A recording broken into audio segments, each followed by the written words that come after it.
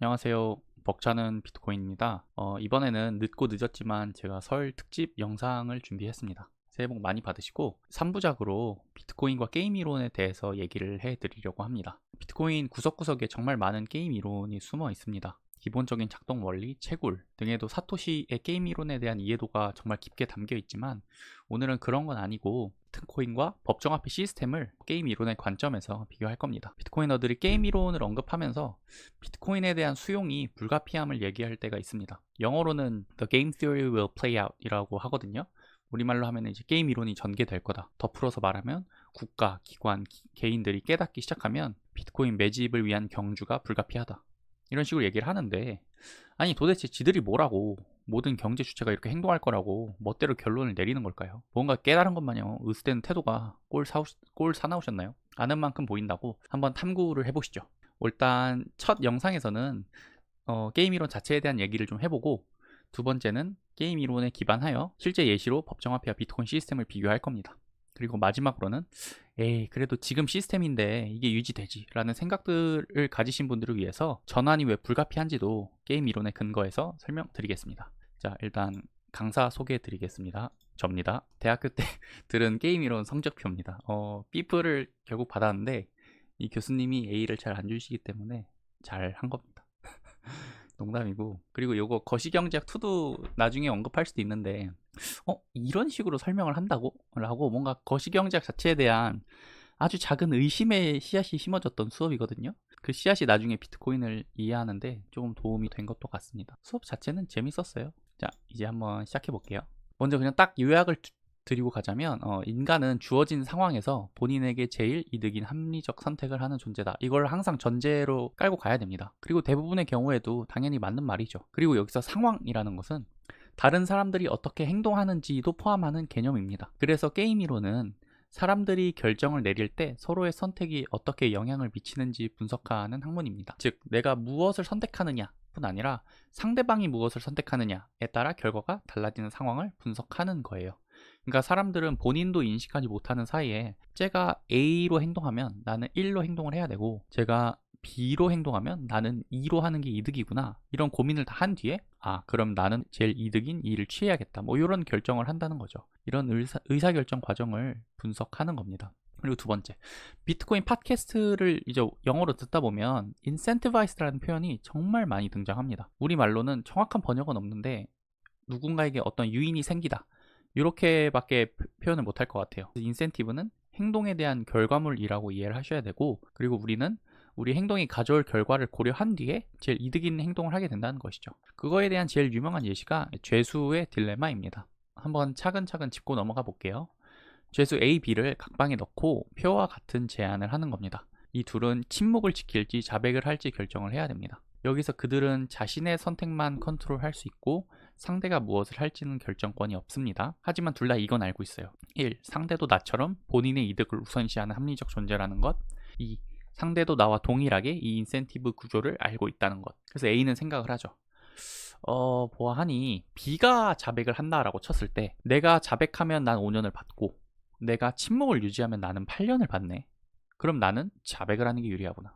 그럼 이번엔 B가 협력을 해서 침묵을 유지한다라고 했을 때 나도 침묵을 유지하면 내가 1년을 받는데 이때 내가 자백하면 0년을 받네. 바로 풀려나는구나. 이렇게 생각을 하죠. B도 똑같은 생각을 반대로 하거든요.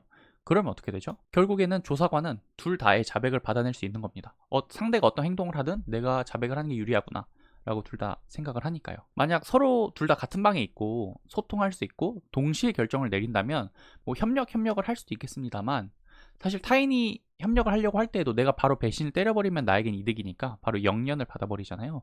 그래서 애초에 둘 사이엔 협력적 인센티브가 없다고 봐야 할 것입니다. 죄수의 딜레마가 주는 교훈에 대해서 조금 얘기를 해보면, 이게 중요한 이유는 개인에게 이득인 행동이 사회적 이득으로 연결되지 않는 사례이기 때문입니다. 게임 이론은 보통 미시 경제학에서 교과서 보면 후반부에 등장을 하거든요. 이거 제 교과서를 직접 찍은 건데 한 24장 정도까지 있는데 15장 정도에 등장을 해요. 기존의 경제학은 개인에게 이득인 행동이 사회적으로도 이제 이득이라고 생각했습니다. 아담 스미스의 보이지 않는 손 있잖아요. 농부는 뭐 농사를 짓고 제빵사는 본인의 빵을 만들고 각자가 열심히 살면 자연스레 사회가 풍족해진다고 봤습니다.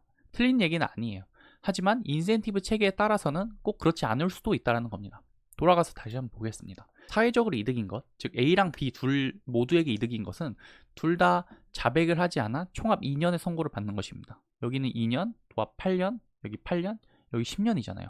그래서 각자가 이득이라고 선택을 했는데 결과적으로 사회적으로는 총합 10년으로 최악인 결과가 도출된 거잖아요. 그런 걸 확인할 수 있고, 또 한 가지는 바로 이 인센티브 체계를 만드는 조사관의 역할입니다. 죄수들은 사실 별다른 선택권이 없습니다. 주어진 상황에서 그냥 본인에게 최선의 선택을 하는 수동적인 존재라고도 할 수 있을 거예요. 자백의 결과를 이끌어낸 건 머리가 좋은 조사관이 마찬가지로 본인에게 주어진 환경, 즉 죄수들은 본인들에게 제일 이득인 방향으로 행동한다를 염두에 두고 딱 이렇게 인센티브를 짜내기 때문입니다. 즉 우리가 살면서 마주하는 인센티브 체계가 얼마나 중요한지 알 수 있어요. 우리는 그냥 주어진 환경에 맞춰 살아갔는데 그게 사회적으로 뭐 좋은 방향이 될 수도 있고 그렇지 못할 수도 있는 거죠. 우리가 살아가는 세상에서 인센티브 체계를 만드는 그런 조사관의 역할은 누구일까요? 한 사람, 한 기관일 수도 있지만 뭐 입시 제도, 국가의 정책, 전쟁 상황, 뭐 경영 환경 등 여러 가지가 있을 겁니다. 그래서 게임 이론이 비트코인이랑 뭐 어쨌다고 싶으실 수 있습니다. 비트코인 자체가 사람들에게 새로운 인센티브 체계를 부여한다고 말씀드리고 싶은 거예요. 위에 죄수의 딜레마 예시에서 확장하여 설명하면 비트코인은 개인의 선택이 사회적으로도 이로운 결과를 가져오는 인센티브를 설계하는 똑똑한 조사관입니다. 반대로 법정화폐는 개인의 선택이 사회적으로는 이롭지 않게 되는 인센티브 체계를 만드는 멍청한 조사관이라는 얘기예요. 조금 더 자세히 설명드리면 비트코인 시스템에서는 저축이 가능하므로 저축이 장려되고 실질적인 가치 창출이 요구되고 각자 시간 선호도에 따라서 다양한 선택이 공존하게 됩니다. 법정화폐 체제에서는 저축이 불가능하다 보니 모두가 빨리빨리 혹은 무조건 지금 이득을 봐야 된다, 혹은 심지어 룰을 어겨서라도 이득을 쟁취해야 돼 라는 식의 논리가 성립이 되는 거예요. 그래서 뭐 무조건 빚을 내고 지금 소비를 해야 되고 저축을 하지 말아야 되고, 정치인들도 뭐 현금성 복지를 지금 뿌려버리고 그 부담은 미래 세대에 전가해버리고 뭐 요렇게 되는 겁니다. 그래서 다음 편에서는 어떤 걸 얘기 드릴 거냐면, 비트코인이 법정화폐 시스템보다 더 우월하다는 것을 제가 게임 이론으로 설명드리려면 두 가지를 설명드려야 될 거예요. 첫 번째, 실제로 더 우월하다. 두 번째, 현재 깊숙이 이 시스템 뿌리 박혀 있음에도 불구하고 이 더 우월한 시스템으로 무조건 전환이 일어날 것이라고 본다. 그러니 다음 영상에서는 이 두 시스템 비교해 볼 거고요. 그 다음 영상에서는 이런 법정화폐 시스템의 상황에서 비트코인 시스템으로 전환이 왜 불가피한지 다뤄보겠습니다. 시청 감사드리고 다음 영상도 기대가 되신다면 따봉 부탁드립니다. 여러분들의 소중한 시간 감사하고 한 번 더 새해 복 많이 받으세요.